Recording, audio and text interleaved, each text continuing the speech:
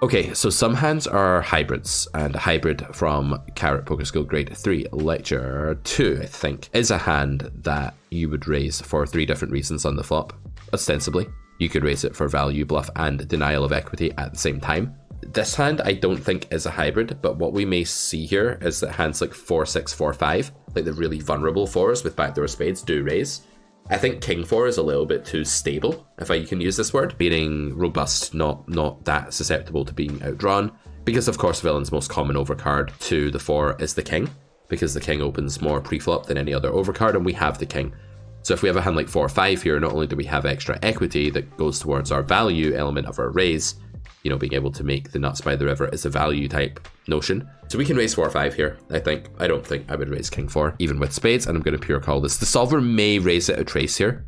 It may, but I don't think so. It does raise it a trace. Raises it 17%, which actually is simplifiable to the nearest 25 is 25%, so I've just learned that King 4 here is actually a raise. I think what's going on is that because the 4 is so low, and everything has overcards to a 4, that even with the King kicker, one of the less vulnerable kickers, we still want to go ahead and raise. If this was like ace 8 deuce and we had king 8, I don't think it's ever a raise. Although it depends, if villain's range betting, then you can start raising a lot more, right? But this solver isn't doing that. Okay, so again, slightly off there. You can see this is hard for me to get like exactly right in every spot. It's not super easy, and it takes a lot of practice, but this is the best way to learn, is pragmatic studying, not just sitting staring at charts. Do we ever have a continue on this turn card to this sizing? We have no heart. Our pair is extremely vulnerable to being outdrawn by all of villain's bluffing range, even the stuff that doesn't have hearts. We don't really have 8x, but we have flushes. We have 3s and 5s for 5, ace-x. Yeah, I think this is a pure fold. Although we do unblock bluffs with the king, I think it's still a pure fold. Yeah, it's a pure fold. Pretty bad to call, actually. We're losing 8 chips, which is, of course, almost a big blind, so pretty horrific call to make. Here's another really important lesson about becoming a GTO beast. Was that less or more ridiculous than the last one? If you don't know whether the hand is a mix or a fold, but you know it's not a pure call, you should just fold. Don't mix an option into your strategy that may be wrong. If you know that one option is not wrong and you're not sure about the other one, take the one you know is not wrong. Sort of very common advice that will really serve you well when you're playing poker and when you're training, because you don't want to get shouted at by the trainer. That sucks. So this is the kind of hand I think will raise. I think this is a hybrid. It's very vulnerable. It has backdoors galore. It gains a lot by fold equity. It can turn and river the nuts in many different configurations. I think there'll be quite a bit of raise here, but I think on it won't be like more than 30% or something. So I'll raise it 25%. I'll call on this roll. It is about 30%, 35, yeah, okay. But rounding that to 50? No, rounding that down to 25. Because I don't deal in 35s, it's a little bit too cumbersome. Not trying to become like the solver, you know, just trying to become a human that's good at GTO. It's a very important distinction between becoming a solver and becoming a human that's good at GTO.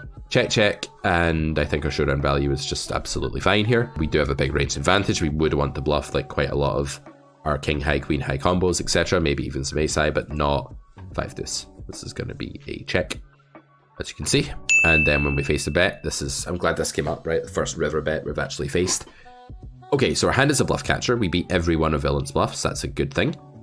Our hand is not a value beater. We don't beat any value bet. And our hand is not frail because we don't lose to any bluffs. So it is a bluff catcher by the terminology I use in my school. That means that we need to assess its blocker properties. The 5, I think, is reasonable here. I don't think villain is bluffing with a 5 very often on this node. And that's for 2 reasons. One, a 5 is a straight or it doesn't exist most of the time. Secondly, it's going to have bet turn when it is queen 5 or something, king 5. These hands will bet turn really often. So I think the 5 is a good blocker.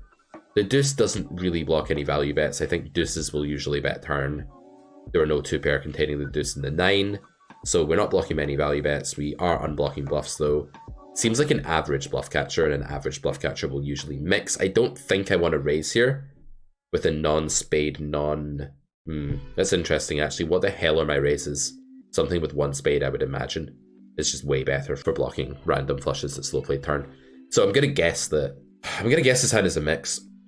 I don't think it's that bad a call. I think something like queen deuce would be a much worse call. I'm gonna guess it's a mix. On a 21, I'm gonna call it.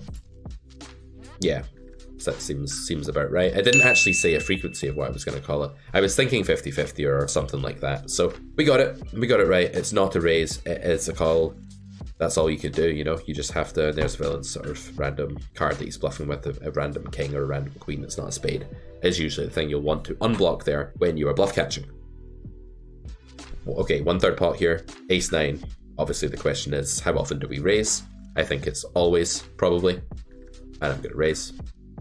It's pretty much always, we can simplify that to 100%, although interestingly calling doesn't lose any EV. One quick point, what are the chances that in reality the EV of these two options is exactly the same? 0. So one is better than the other. Your job in reality is not to copy the robot.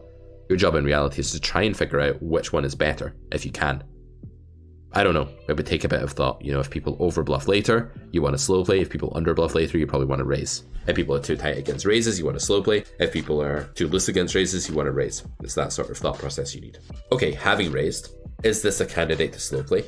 Well, we do unblock some bets, but because we block the ace here, we're going to block the value betting range of villain. And I think therefore he's going to check back fairly often if we check this hand. We also unblock draws and pair plus draw type hands, like ace-x of hearts that will check back. I think we should bet here, probably always, and I'm going to go for b75. Okay, so we were allowed to check, but again, it's mostly betting.